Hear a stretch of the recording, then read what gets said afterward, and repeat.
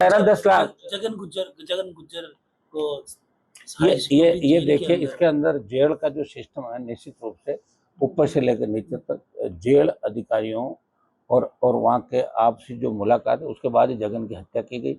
अगर सरकार के अंदर इतना ही दम है तो सीबीआई से जांच करा ले। इसमें बड़े बड़े अधिकारी जेल जाएंगे, जेल विभाग के और पुलिस के और सरकार के कई लोगों का हाथ जगन गुज्जर की हत्या के अंदर निश्चित रूप से। मैंने पहले ही दिन कह दिया था कि सीबीआई जांच, क्योंकि कैमरे पे पेस्ट लगाना, अधिकतर कैमरे बंद आना, और इस तरह जिस आदमी ने कहा कि मैंने हत्या की, मुझे लगता नहीं कि जगन की हत्या वो अकेला कर सकता। बहुत से लोग इसमें इन्वॉल्व है, लेकिन सीबीआई जांच के बिना इसका पता नहीं लगेगा। बाड़मेर जाने का कार्यक्रम आज शिव चोटन बायतू बाड़मेर बालोतरा, यहाँ विभिन्न सामाजिक कार्यक्रम भी है। और विशेष रूप से बॉर्डर का जो इलाका है, वहाँ राष्ट्र सुरक्षा के नाम पे हम सब एक हैं, लेकिन राष्ट्र सुरक्षा के नाम पे अगर चला के किसी को टारगेट करें, और जो बॉर्डर का प्रतिबंधित इलाका है उससे दूर हटके अगर किसी गांव के अंदर मंदिर मस्जिद या दूसरे जो आस्था के केंद्र है उनको जानबूझ के गिराया जाए, और गोचर अंगोर या दूसरी जमीन का बहाना लेके तो सरकार टारगेट करके जिस तरह वहाँ मुस्लिम समाज को परेशान कर रही है, इनके हालचाल जानने के लिए, उनसे मिलने के लिए एक सद्भाव यात्रा के रूप में भाईचारा हमारा रहे। और इस देश के अंदर हिंदू मुस्लिम सब एक है। सबसे बड़ा लोकतांत्रिक देश है वर्ल्ड के अंदर अपना, और आज़ादी की लड़ाई के अंदर हिंदू मुसलमान मिलकर लड़े थे। चला के सरकार वहाँ लोगों को टारगेट कर रही है, इसकी जानकारी मुझे मिली। एक डेलीगेशन जयपुर आवास में मुझसे मिला था, और इसको लेके आज मैंने दौरा रखा है। शाम तक का कार्यक्रम बाड़मेर के सीमावर्ती इलाकों का रहेगा। सर, खासतौर से इस परिस्थिति में जब ये मामला, सर देखिए, प्रधानमंत्री जिस तरह भारतीय जनता पार्टी की सरकार दूसरे दलों में तोड़फोड़ कर रही है, इनका क्या मकसद है तो यही जाने। लेकिन देश के अंदर जिस तरह बेरोजगारी बढ़ी है, सेना को जिस तरह ठेके पे दे दिया, बढ़ती महंगाई, और जो हालात देश के अंदर बन रहे हैं, प्रदेश के अंदर बन रहे हैं, वो ठीक नहीं है। राजस्थान का नेतृत्व एक ऐसे आदमी के हाथ में है जिनको राजनीति का केखे नहीं पता। वो पहली बार विधायक बने और उनको मुख्यमंत्री बना दिया। उनको पता ही नहीं दिन में क्या करना है, दोपहर में अपना चेंज कर देते हैं, शाम को बयान बदल देते हैं। तो राजस्थान बहुत कठिन दौर से गुजर रहा है। सामने कांग्रेस है जो भारतीय जनता पार्टी से मिलके काम कर रही है, विपक्ष की भूमिका राष्ट्रीय लोकतांत्रिक पार्टी निभा रही है। कांग्रेस के नेताओं के बयान आप देखोगे तो उनके बयान सीएम को टारगेट करके नहीं होके और उनके मंत्रियों को टारगेट करें। कहीं न कहीं लुका छिपी का गेम चल रहा है। नूरा कुश्ती, जिसमें सीएम ने भी कहा कांग्रेस के लोग आधी रात को मिलने या अंधेरे में मिलने के लिए मेरे घर आते हैं।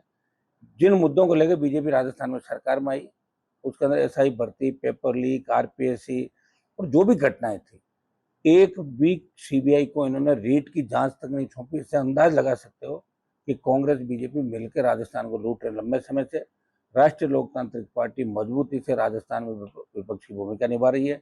और जिस जगह में बैठा हूँ, ये पूर्व मुख्यमंत्री का इलाका है, लेकिन नजर नहीं आ रहा है यहाँ भी कांग्रेस मुझे कहीं नजर नहीं आ रही। सिर्फ कांग्रेस के लोग बीजेपी पे छींटाकशी करते हैं, सड़कों पे कांग्रेस का कोई आंदोलन मुझे नजर नहीं आ रहा है। और ऐसी हालात में राजस्थान को एक तीसरे विकल्प की आवश्यकता है।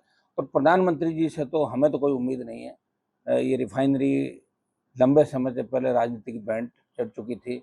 बहुत पहले रिफाइनरी अगर चालू हो जाती तो बहुत बड़ा रेवेन्यू राजस्थान सरकार को मिलता, लेकिन दुर्भाग्य से ही राजनीति की बैंड चढ़ गई।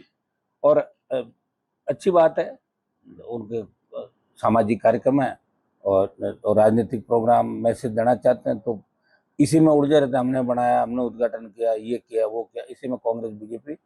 और राजस्थान के अंदर जो हालात बन रहे हैं, आप देखिए जिस तरह क्राइम बढ़ा, जिस तरह आग लगने की घटनाएं हो रही राजस्थान में, मुख्यमंत्री जी के आने के बाद आप देखो चलती बस में जो आग लगी।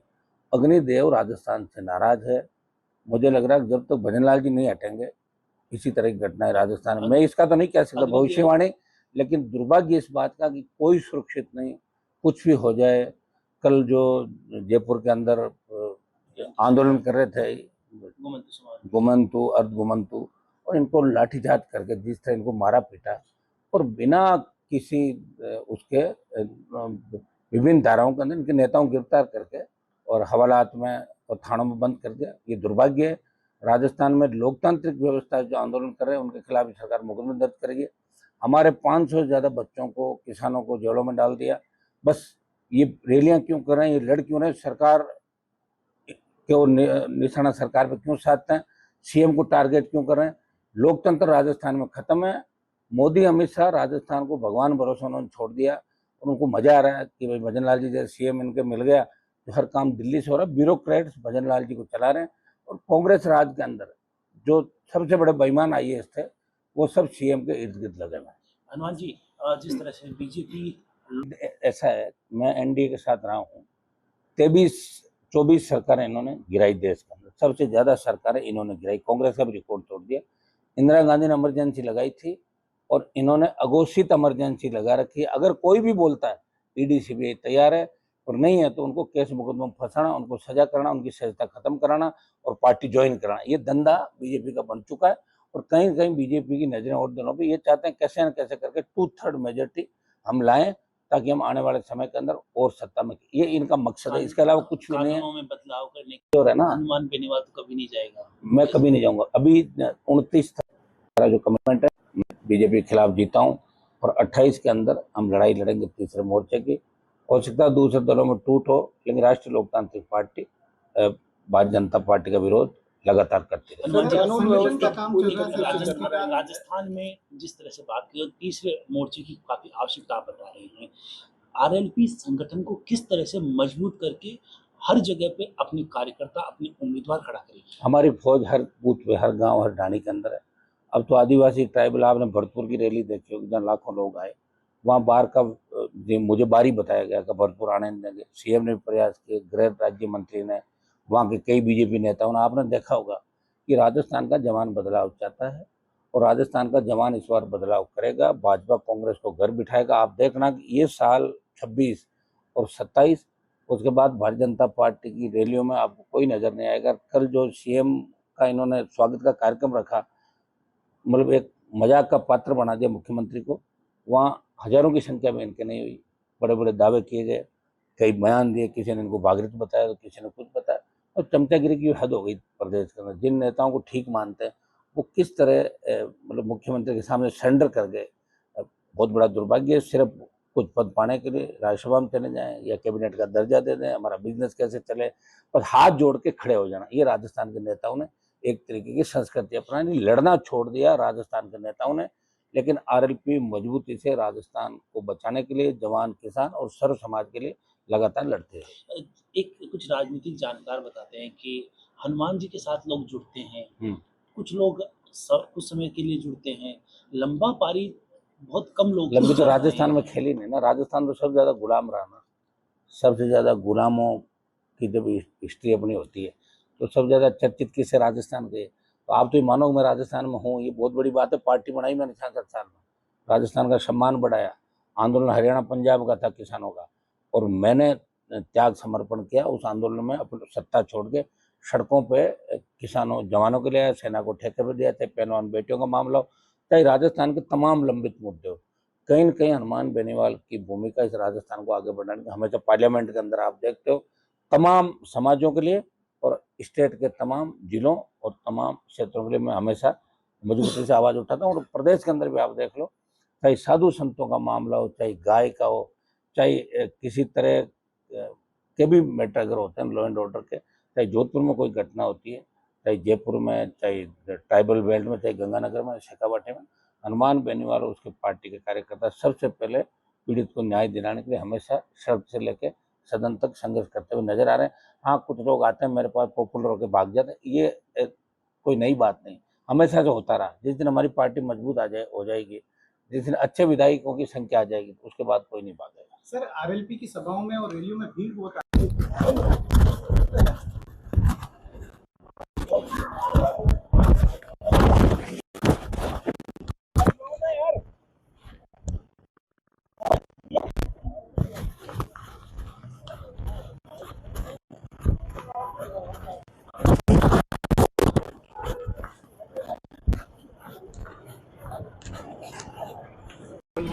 पक्का मतलब पुलिस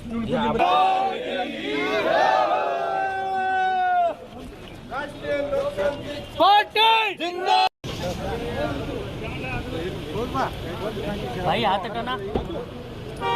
विचित्र सलाम जी हटो। बोलो भाई बच्चों